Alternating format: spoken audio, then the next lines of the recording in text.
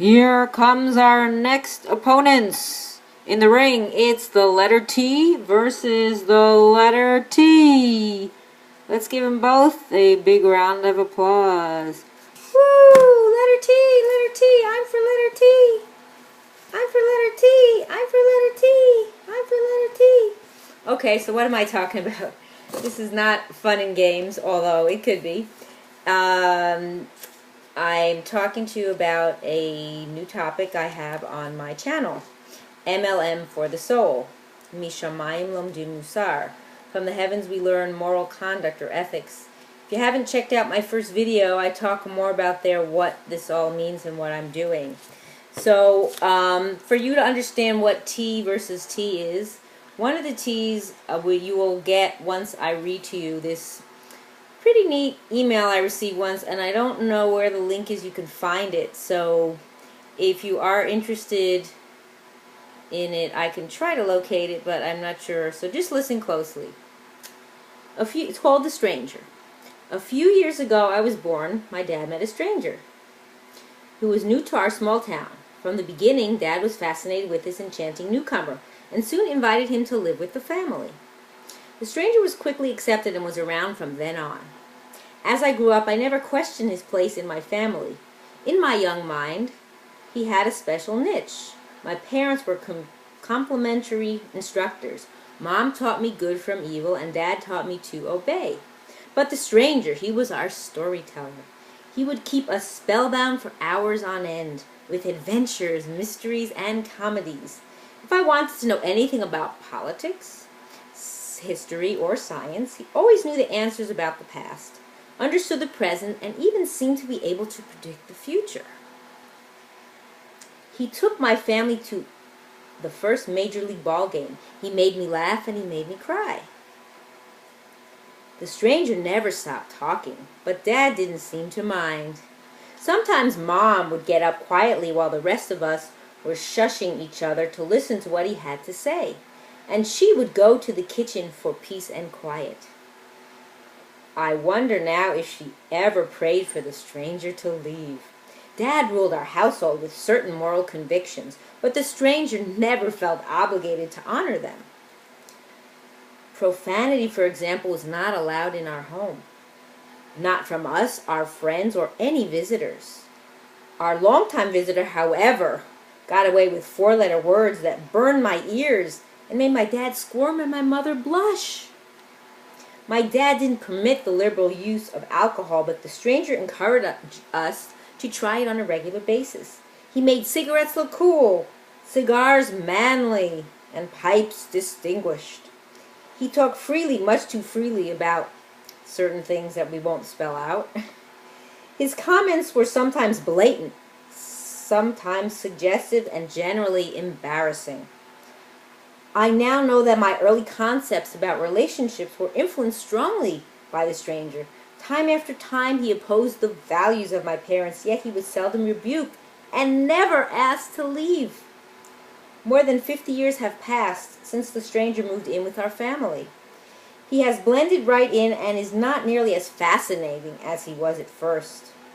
Still, if you could walk into my parents' den today, you would still find him sitting over in a corner, waiting for someone to listen to him and watch him draw his pictures. His name?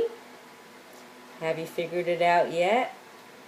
I know I only gave you one letter. It's actually a two-letter name. We just call him TV. What do you think of that? So that's basically the one part of the T that I wanted to talk about today. The other part, when I say T versus T, they're opposing forces because one of them is going to be for your benefit, morally and spiritually, and the other, unfortunately, is for your destruction. It will not do you any benefit. So the other T, if you know what I'm talking about, maybe you do by now, it's Torah. So it's Torah versus TV. So what I came up with, and if you have any other ideas for what TV can stand for, the letters T and the letter V instead of television, I came up with some interesting ones that I'll share with you, and you're welcome to leave a comment below this video to share with me any others that you might have come up with. So what I came up with is TV stands for time-killing villain. That's a good one. Toxic or tenacious. Tempting villain. Tempting vile villain. Trash villain. Trash vicious villain. Trash violent villain. So those are some I came up with, and they make sense. So how do we come to understand this? Well, you know, years ago, I wanted to share with you some of my own personal stories relating to having this channel. So years ago, I was a big TV addict. So I guess it is an addiction. Once you start watching, it's hard to stop. Yeah, but years ago, they didn't have as many channels as they do today. Today, we're talking about it's July the 7th, 2013. You have every channel you can imagine, hundreds of channels. You can probably go for days if you didn't have to sleep and just keep watching TV and become a zombie, because that's what it does to you. That's number one. And number two is you can't leave, quote unquote, the sight of the tube because you're missing something. Whereas if you're just listening to something, you don't have to necessarily see it to get the whole picture. So basically, they know how to, quote, get you. How to keep you around. And then you're watching all the advertisements, and then you buy all the products, so it keeps influencing you in many different ways. So, like I said, years ago, I was an addict. I watched everything you can imagine, soap operas. I knew everything. I watched all the sitcoms and everything. And, you know, some were, I guess you could say, entertaining. Some were cleaner than others. Some were a little more promiscuous and probably weren't relevant to the benefit of my true life, my spiritual life. So I have to say that that was definitely not something good for me. And before I continue, I wanted to actually say this in the beginning. So I want to just, first of all, thank HaKadosh Baruch Hu for giving me this opportunity to share this message with you and share the information that He provides me to share with you. And I also want to thank anyone who has helped me along this journey.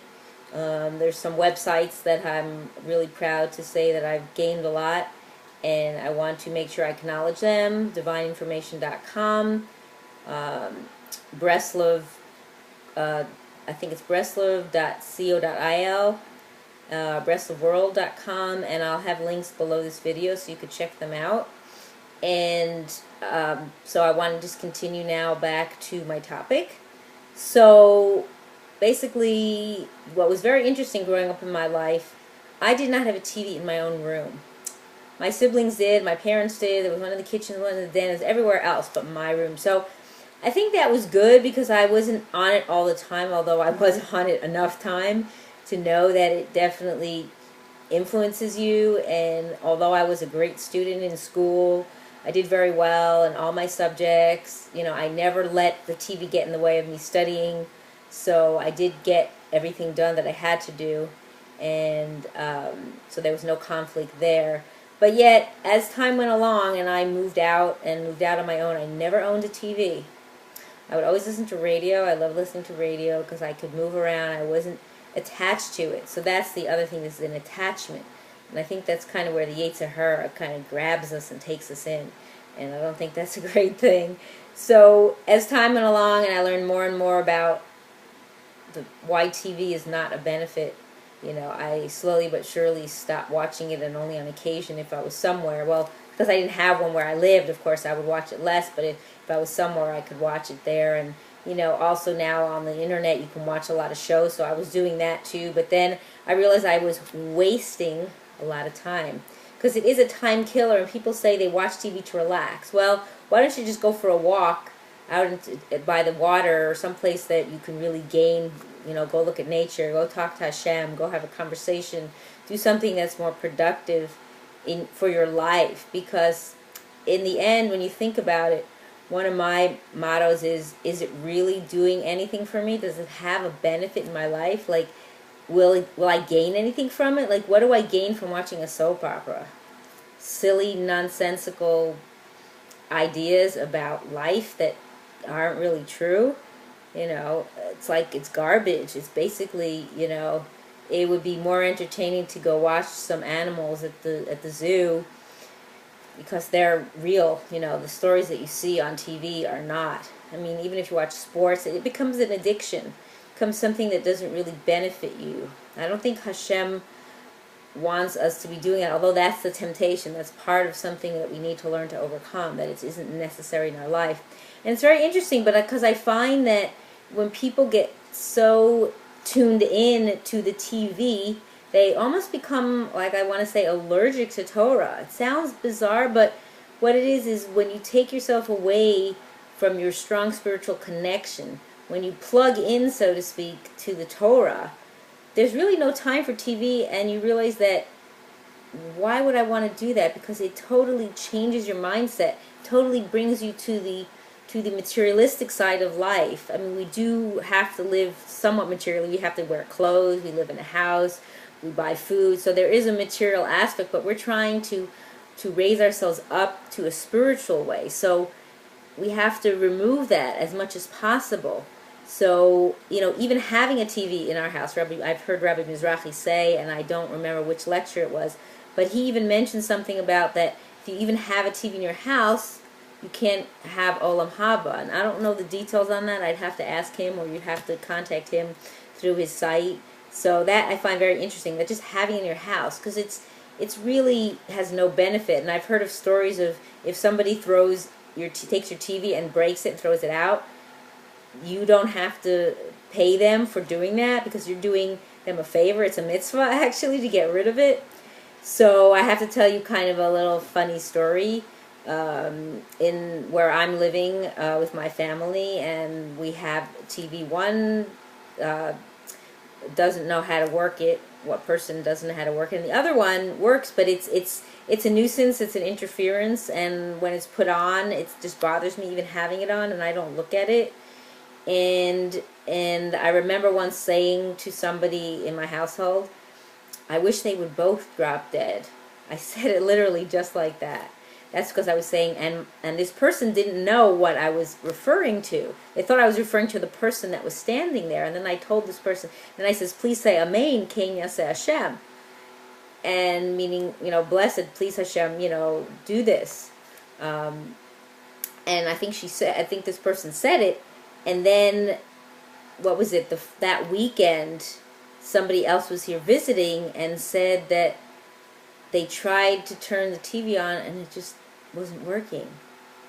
And I could not believe it. When I said this, I said it with such conviction that Hashem listened, because it did not work. I think that was just a few days after I said this. Now, it could be just that the batteries need to be changed in the remote, but I'm not going to say anything. I was thrilled. And since then, I've actually covered the TV over with a really thick cloth, and it's not visible that it's there. It's just covered over. So I'm trying to change that energy. I don't think that it's going to be gotten rid of.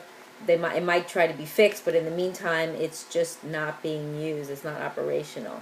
And it's funny how people say sometimes, oh, well, why can't I have the TV? What's wrong with just a little entertainment? Well, you're taking yourself away from what HaKadosh Baruch Hu put us on this earth to do. He didn't put us on this earth to sit around and watch TV and flip through channels. I mean, I could understand if all the channels were like Torah lessons, Torah lectures, Torah videos, or anything from Torah Nevi'im or Ketuvim, from anything, from any rabbis that are, Torah observant, then I'd say, wow, this is great. If that's what Hashem decided to do, that all the channels will just become channels to promote Torah and to promote living a real, true life, and that would be great, because, wow, the world would be so different. Because that's what we're supposed to be doing here. We're supposed to be following the Torah, and we're supposed to be continually uplifting ourselves. As soon as you turn that TV channel on, the energy that it radiates is not positive. Even if it's a positive story, chances are there's going to be other things interspersed with that, or it flips to commercial and then there's something maybe not modest on the channel that's showing, and it influences you and it takes you away. You don't have an interest so much anymore in delving into what you need to be doing, what Hashem put us on this earth for. We're supposed to be correcting ourselves. We're supposed to be fulfilling our purpose. And if anybody thinks their purpose on this earth is to relax and watch TV, then boy, they better start checking out some of these sites I mentioned and really learn the truth, because it is really evil. And the more you stay away from it, the more you're building up your strength to do better and to do good, because there's so much else we can do in the world to help people. That's not really helping. So I think that that's something you need to consider. And if you don't have a TV, don't get one. And if you have one, see if you can get rid of it. If the people in your household will agree that, or try to say, okay, well, let's not have it on while we eat. Let's not have it on, during certain times. Let's talk. Let's have discussions. Let's talk about important things in life. That could be a better way for your life to change. And it will, because, when you have a TV on, it's a great way to not communicate, because you're just paying attention to this tube. The tube can't talk to you. The tube can't fight with you. Although a lot of people yell at it because they don't like what they see, or like from their scores or their teams playing, not winning. But in the end, when it comes that we come up to Hashem in the Shemayim, after we pass to the next world, Hashem isn't going to say, wow, hooray, hooray, hooray, I'm so proud of you. You logged in 20 hours of TV a day. Oh, that is so wonderful. He'll say, you fool, what were you doing? Do you know how much time you wasted? You could have helped yourself and helped others, and instead you were sitting around foolishly doing this. Again, I'm just as guilty as everyone, and I'm just so glad that I discovered the truth, and I discovered that, again, if it's not going to benefit me in the end, and when I say in the end, I mean in the Olam Haba, in the hereafter, then what's the point? People think this world is everything. This world is nothing. This world is just a blink of an eye. It passes so fast we don't even realize it. And this is not the be all and the end all. This is just the passing through. This is just, we're here for a short time, and then we go on, to the next universe, to a different realm, and we're no longer physical. We're only spiritual. And so we have to take that into very strong consideration when we make our choices in life, and when we decide to have these external items or toys, as you want to call them, and really decide, like, am I wasting my time and my money?